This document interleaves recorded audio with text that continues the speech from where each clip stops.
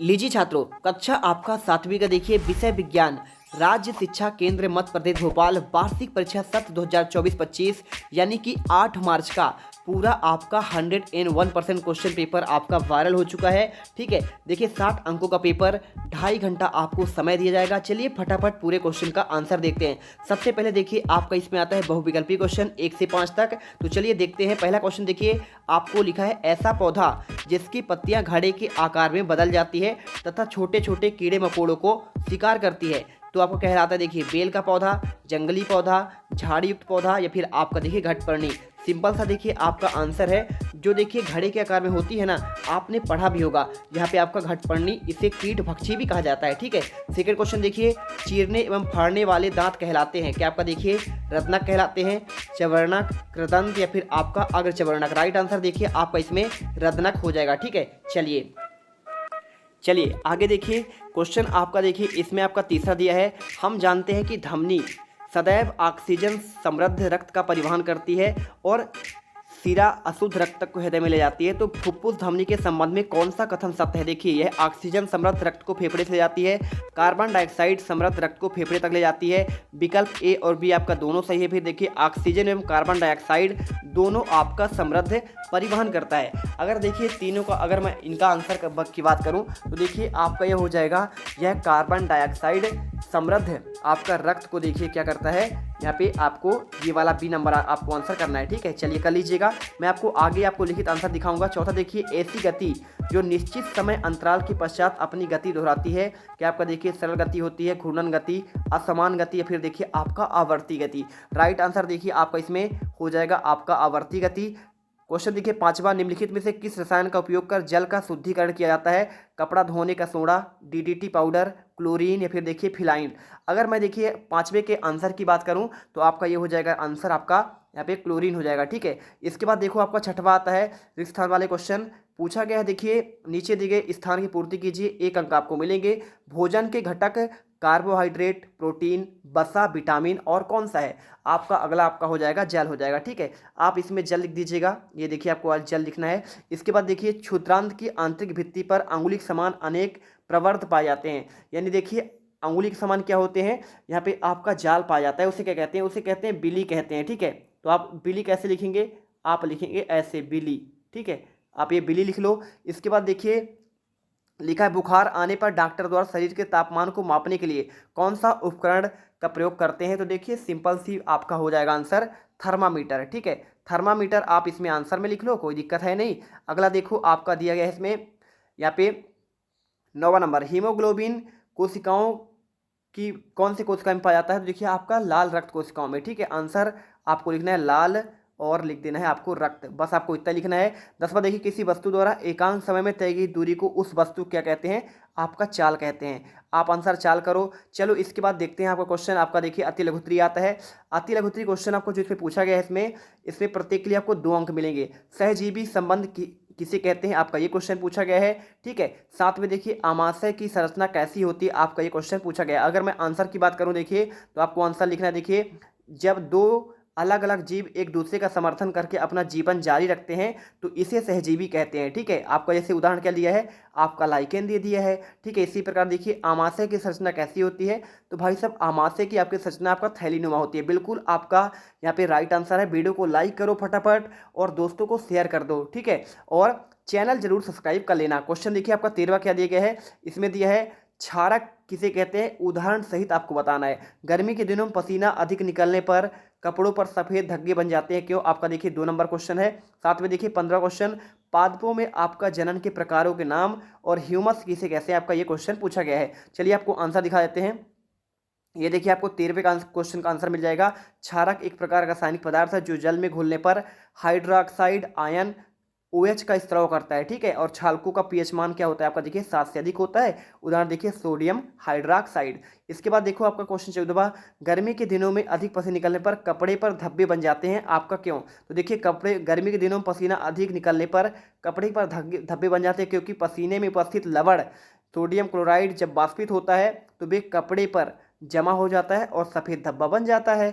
इसके बाद देखो 15 क्वेश्चन, पादप जनन के प्रकार देखिए तो आपका अलैंगिक, लैंगिक जनन और आपका विखंडन जनन आपका होता है। ठीक है, इसके बाद देखिए ह्यूमस किसे कहते हैं भाई साहब, तो ह्यूमस एक प्रकार का जैविक पदार्थ है जो मृत पौधे, जानवरों व अवशेषों के अपघटकों से बनता है। यह एक भूरे या काले रंग का पदार्थ है जो मिट्टी में उपस्थित होता है और मिट्टी की उर्वरता, जल धारण क्षमता को बढ़ाता है। ठीक है, चलिए 16 तक क्वेश्चन का आपको मिल गया।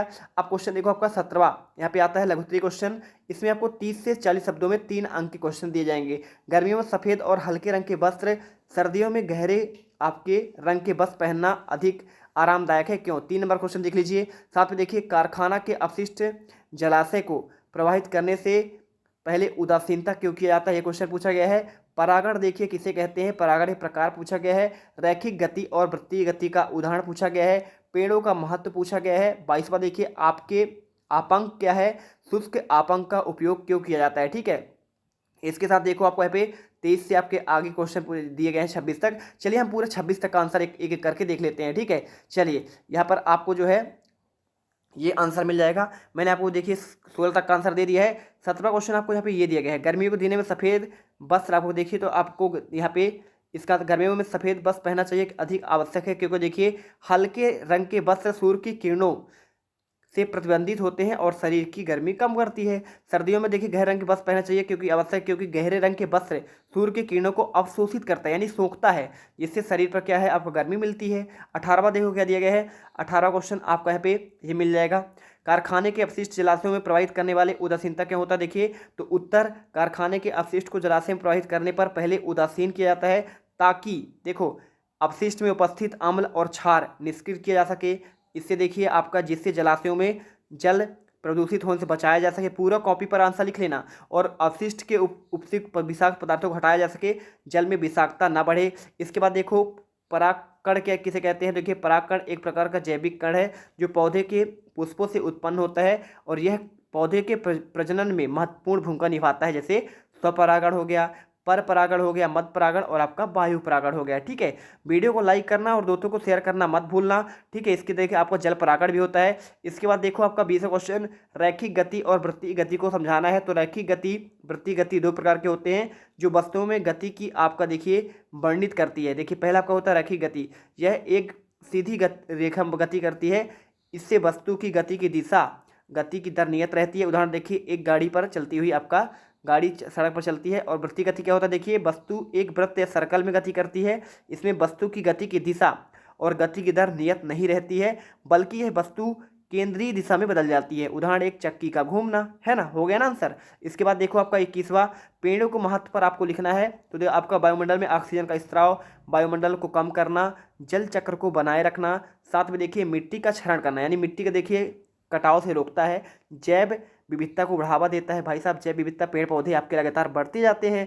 इसी प्रकार देखिए 22वां, आपांक क्या है, शुष्क आपांक का उपयोग कहाँ किया जाता है। देखिए आपांक एक प्रकार का जैविक पदार्थ है जो पौधे की पत्तियों में तनों से निकलता है और यह एक चिपचिपा और गाढ़ा तरल होता है। ठीक है, जिसे गोंद टाइप के नहीं बोलते हम, और पौधे को नुकसान पहुंचाने के लिए कीटों और रोगों से बचाता है। जैसे देखिए इसका उपयोग कहाँ कहाँ होता है, शुष्क आपांक चिकित्सा में, कॉस्मेटिक में, कृषि में और आपका आहार पूरक में। और इसके बाद देखिए 23वां, लोहे पर जंग लगने का रासायनिक समीकरण पूछा था।